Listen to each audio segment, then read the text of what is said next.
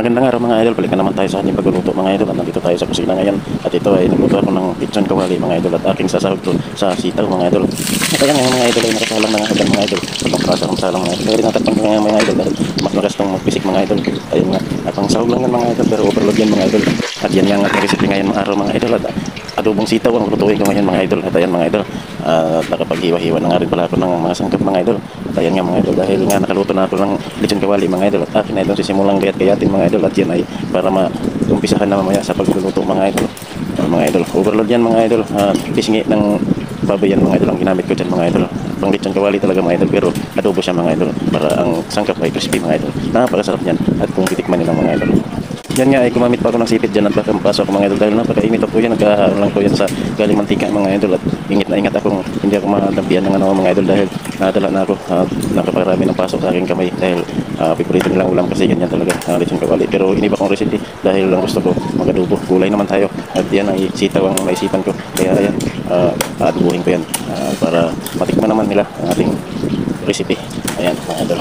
Kung naririnig niyo mga idol, ang paghihiwa ko ay napakalutong mga idol, crispy yan at napakasarap niyan. At ayan ay nag-ingat-ingat ako dyan sa paghihiwa dahil napakainit yan. Bali niliit-liit ko lang pala paghihiwa dyan mga idol dahil para marami siya at para marami rin ang makakain mga idol. At ayan mga idol, at sisimulan na natin ang paggigisa ng ating sangkap dahil naluto na natin lahat ang ating lechon kawali mga idol. At ayan, nagsimula na ako sa bawang mga idol. At binikos-mikos na natin ang ating bawang at para pumango-bango. Ayan mga idol, napakainit ang mantika niyan para mabilisan mga idol. At ayan, kukunin ko na itong ibang panggisa mga idol. At ayan, ang ating kamatis at sibuyas. At siyempre, unahin natin ang ating kamatis mga idol. At siyempre, inikot-mikot muna natin dyan ang ating kamatis hanggang lumambot siya. Ayan mga idol, likot-likot na yan. Ayan mga idol, at ayan, hanggang lumambot ang ating kamatis. Medyo malata-lata siya. At bago natin ilagay ang ating sibuyas mga idol. Yan ang ating proseso ngayon mga idol sa pagluluto ng ating adobo. At para ito masarap naman mga idol. At pagkatapos nga natin inikos-mikos ang ating kamatis mga idol, at kukunin na natin ang ating sibuyas.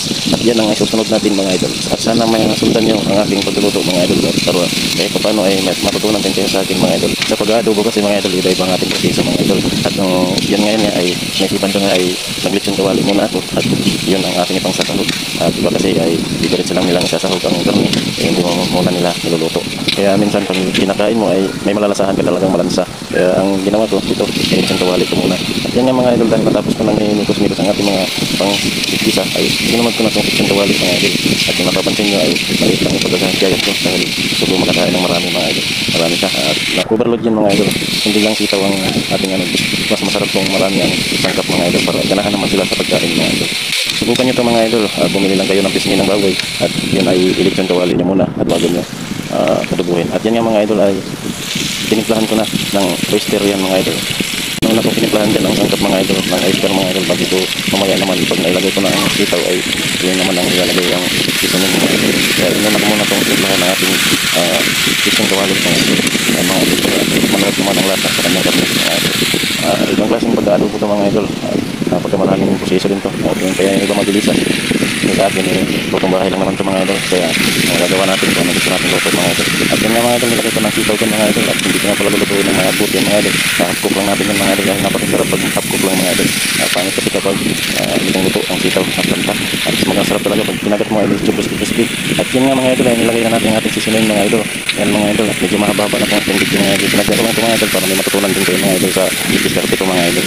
At yung iba kasi pag nag-adobo ay dire-diretso na lang mga idol. At sa akin kasi maraming proseso. Kapag sinipag lang naman ito mga idol, ay mga idol nalagyan na natin ng tuyo mga idol.